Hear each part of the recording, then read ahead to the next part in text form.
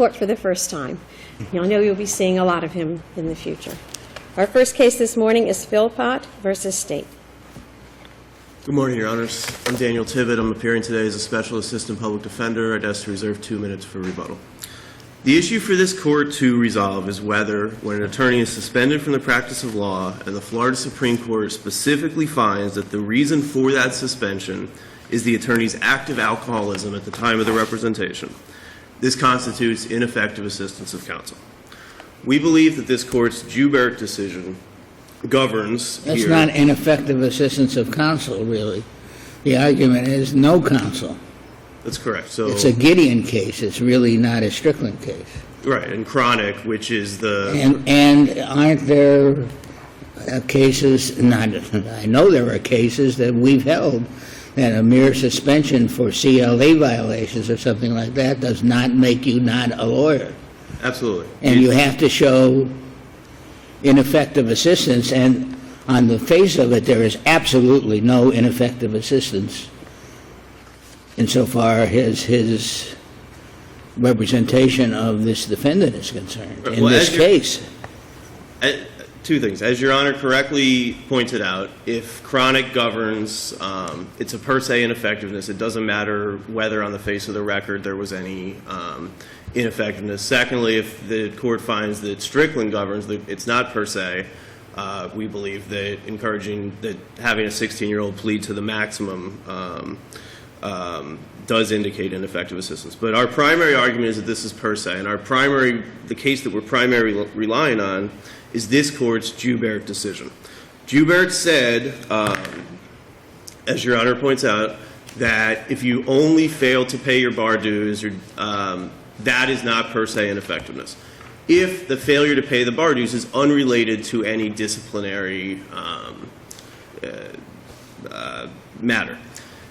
In this instance, we know, because the Florida Supreme Court has specifically found, that the failure to pay bar dues was directly caused by the attorney's ongoing alcoholism. The failure to pay bar dues was one symptom. But he wasn't disciplined for any alcoholism. That's the difference between the situation that you're posing and this case.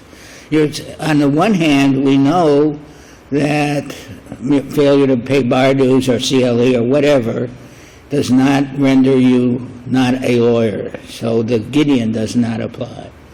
On the other hand, we also know that if you are an alcoholic, but you are a perfectly good lawyer in a particular case, that is not ineffective assistance of counsel. It's got to be some causal relationship between one and the other. So I don't see how you get from 0 plus 0 to 1.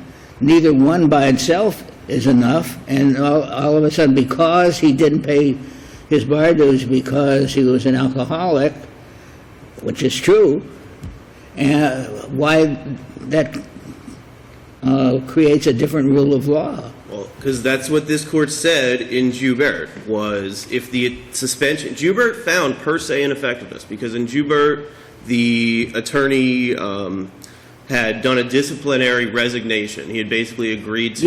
Yes, but in this case, he was not disciplined for anything at the time of the... Well, at the time he wasn't, At the time of this case, he was not disciplined or under any discipline for any alcoholism-related issue, was he?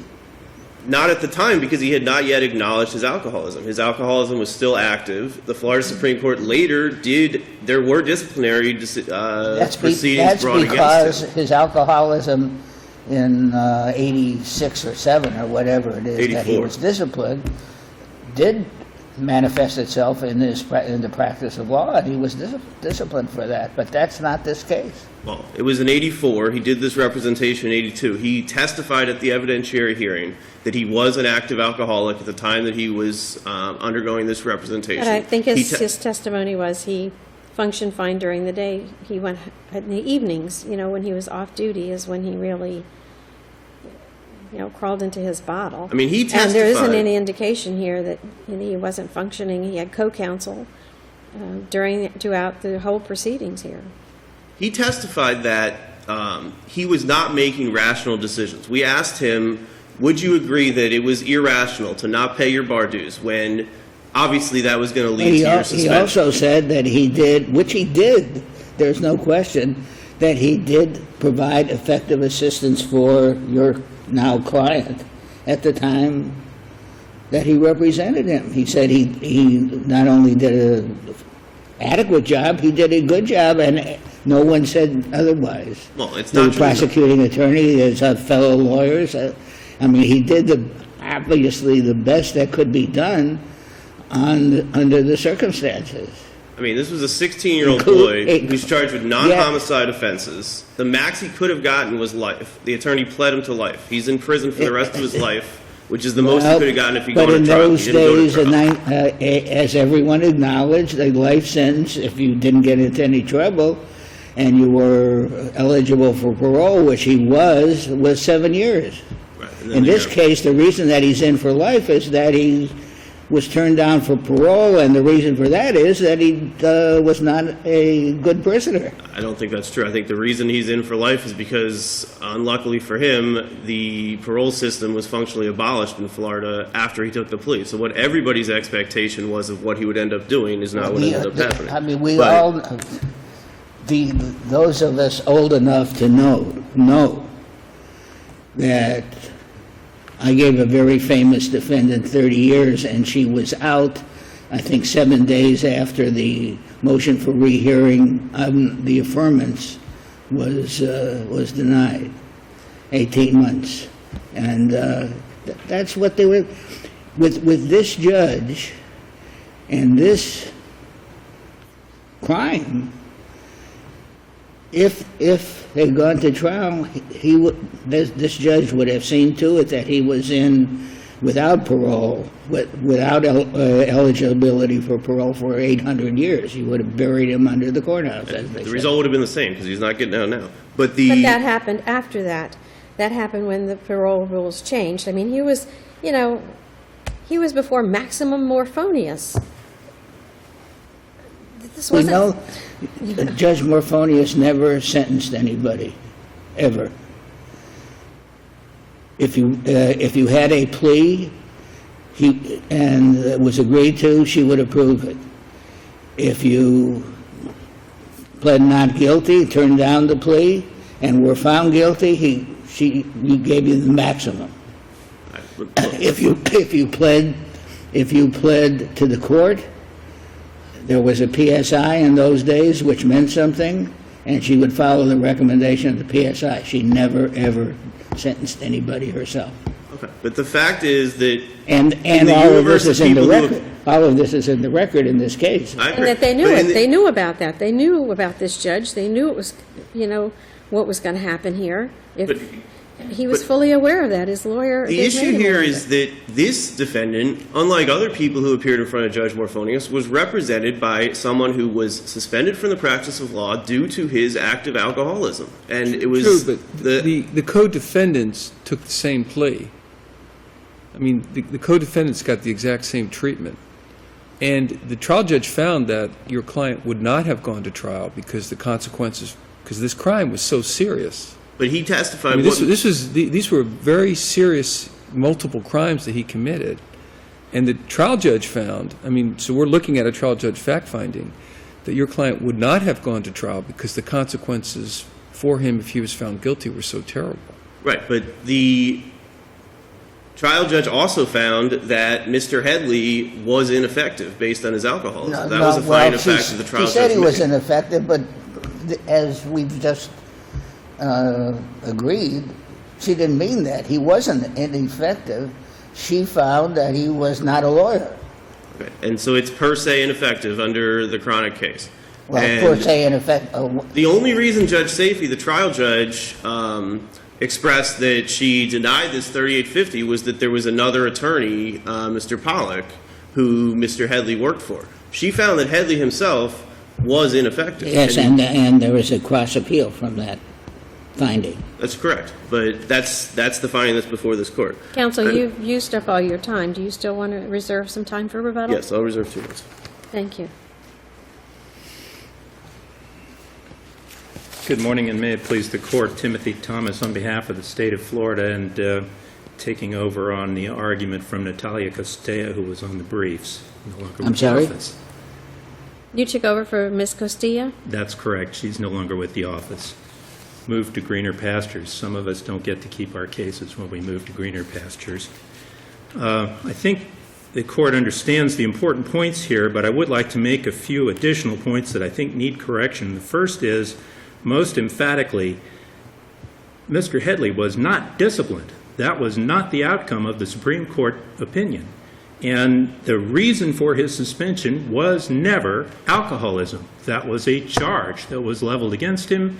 That was, I'm not even sure it was a charge that was leveled against him. It was offered by his attorney representing him in the bar proceedings as a mitigating circumstance to avoid further suspension, which is what the bar was seeking. He was administratively suspended during the period that he represented this client, and he was reinstated prior to again being administratively suspended, which means he had the wherewithal to pay his back dues, file a petition for reinstatement, and then fell behind He again. admits he was an alcoholic. He admits this. He had problems. And I just want to say that He stated everything. That's one of the very distressing part of this case, that this all happened 30 years ago. He testified very frankly to all the circumstances, including some very, very embarrassing ones.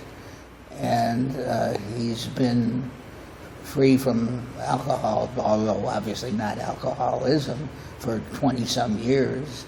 And this is a very distressing case, to say the least. It's distressing that it exists, frankly. I agree, and I think it's important not to add insult to injury. Yes. This is where I'm going. And so I will leave that issue there. I think the judge understands probably better than I what must have been going on in the 1980s. And Well, this issue was raised once before, that's but correct. not to the extent it's been raised here. It was Well, as a matter- 1994. The only thing new was the alleged congruence of the administrative suspension and his alcoholism. But one had nothing to do with the other, and neither had anything to do with his representation of the defendant. This is exactly the point I was making, so I will leave it at that. I will note that the case in Dolan, which is cited extensively, was this attorney. The court found him not to be ineffective. And the purpose was explicitly stated. His representation of Dolan was at exactly the same time, the same month that he was representing this defendant on the plea. He was representing Dolan at trial, and the court found that he was not ineffective. For the explicit statement in the record of this court's opinion that it was an administrative and not a disciplinary proceeding at that time. There was a disciplinary proceeding later. That disciplinary proceeding never resulted in discipline. That's the point I was making, and I will move on.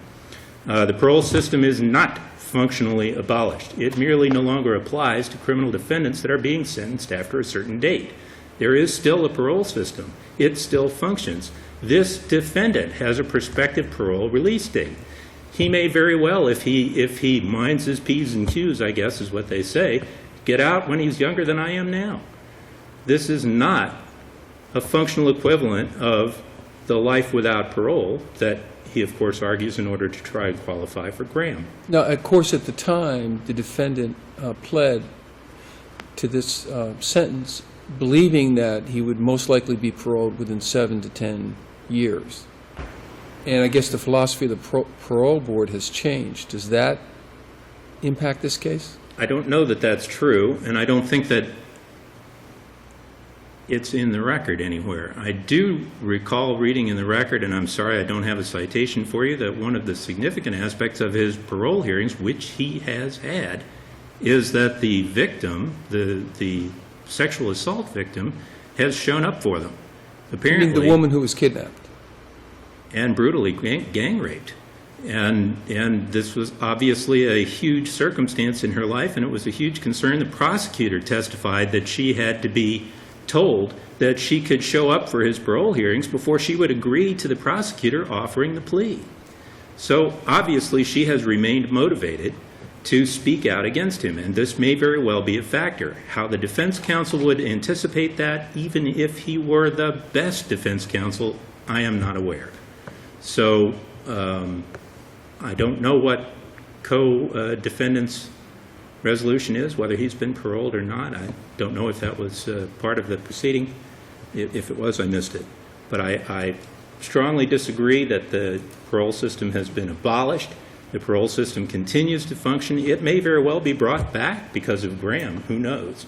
But there are people who would be very disappointed to find that we don't think they exist and are doing their job every day. Chronic never actually says there is such a thing as per se ineffectiveness. This is a pernicious It can't be. argument. I mean, it's a contradiction in terms. And the only thing It Chronic says it's a per se acquittal or a new trial because there's no lawyer. well, the only thing that Chronic says is that it approved a procedure whereby a trial court could grant relief on a claim of ineffective assistance without a hearing. That's the only thing it approved. It does not mean this circumstance automatic retrial. This kind of argument should be nipped in the bud. Well, if he were not a was lawyer, hearing here. if he were not a lawyer, we know that's all you need to know. If he never was a lawyer, if he never took the bar exam, as happens very often in Dade County, as we understand, it's a regular occurrence. Those people are not lawyers, and therefore there's an automatic new trial, no matter what a fantastic job the non-lawyer did, usually better than the actual lawyers. But as you say, that's not ineffective assistance of counsel. That's right, it isn't. That's right. So if the court has no further questions, I believe the court fully understands. It's an ineffective assistance of a non-counsel. Or effective assistance. Perhaps Effective assistance of non-counsel. I could believe yes. that some people, I read a pro se defendant the other day that did a much better job than most lawyers, so it happens. But if the court has no further questions, the state would ask that the trial court, although the state vehemently disagrees with the reasoning of the trial court, the result was correctly reached. Thank you. Thank you. Counsel, you have 2 more minutes. It's not true that Mr. Headley wasn't disciplined. It's not true that he wasn't disciplined for his alcoholism. The bar disciplined him because he continued to practice law in 1980 through 1983 after having been duly suspended for non-payment of bar dues. That encompasses the period in which he represented my clients. The Florida Supreme Court found we accept they went to a referee. He appealed to the Florida Supreme Court. The Florida Supreme Court wrote, "We accept the referee's finding that Mr. Headley's failure to pay bar dues was a direct result of his being an alcoholic." That's a quote. He was disciplined. He was put on probation for his practicing law without a license because of his alcoholism during the time that he represented my clients. The Joubert decision, I don't think this court or the state has addressed. It's not true that if you were once a lawyer, then you can practice once you're suspended, and it's not per se. In Joubert, the attorney had been an attorney. He had some kind of problem with misappropriating client trust funds in a civil case, and he accepted a disciplinary resignation because of that. And after that, he continued to practice law, and he represented a criminal defendant. And this court said He had resigned from the bar, therefore he was not a member of the bar. Neither was He was Mr. not Headley. a lawyer. Neither was Mr. Headley. He was I'm not sorry? a lawyer. And he had been a lawyer at one time. He was suspended from the practice of law. Joubert said that someone who is either disbarred or... Joubert is dealing with Mr. Headley, isn't it? No, Joubert is not dealing with Mr. Headley. Joubert is dealing with some other lawyer who practiced law after he had been disciplined and had agreed that he wasn't going to practice law anymore. And Joubert found that under those circumstances, it was per se ineffective. Joubert did not get into the facts of the representation. Joubert found, and if you don't like the verbiage I'm using, it, I mean, okay, he was... Counsel.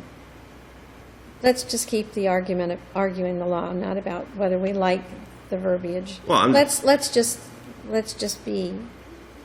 argue the case law as it is. Well, I think Joubert is on fours with this case, because in Joubert, this court said that if you practice law when you're suspended or disbarred, and it's related to a disciplinary, that's the fundamental difference, is it's not just that you didn't pay bar dues. The Florida Supreme Court has found that it's related to a disciplinary problem. Joubert says if you do that and it's related to a disciplinary problem, then you're not acting as counsel. If you are suspended, or if you are suspended relating to a disciplinary problem other than not taking the CLE or paying the bar dues, not having to do with some moral or professional wrongdoing, then you're right. But this is not that case. He was disciplined by being placed on probation later, not at the time that this representation occurred. Because he was concealing the fact that he was practicing without a license from everybody. He was deceiving the judge. He was deceiving his law partners. He was deceiving his clients. My client didn't know because he didn't tell him. That's the whole problem in this case. There's no way that he could have known at that time because nobody knew. And in conclusion, you would like for us to... In conclusion, we believe that this case is on fours with Joubert. We believe that when a 16-year-old boy And in conclusion, you would like for us to... we'd ask you to reverse and remand for granting of this 3850 and ultimately for a new trial in this matter. Thank you, counsel. Thank you. Thank you.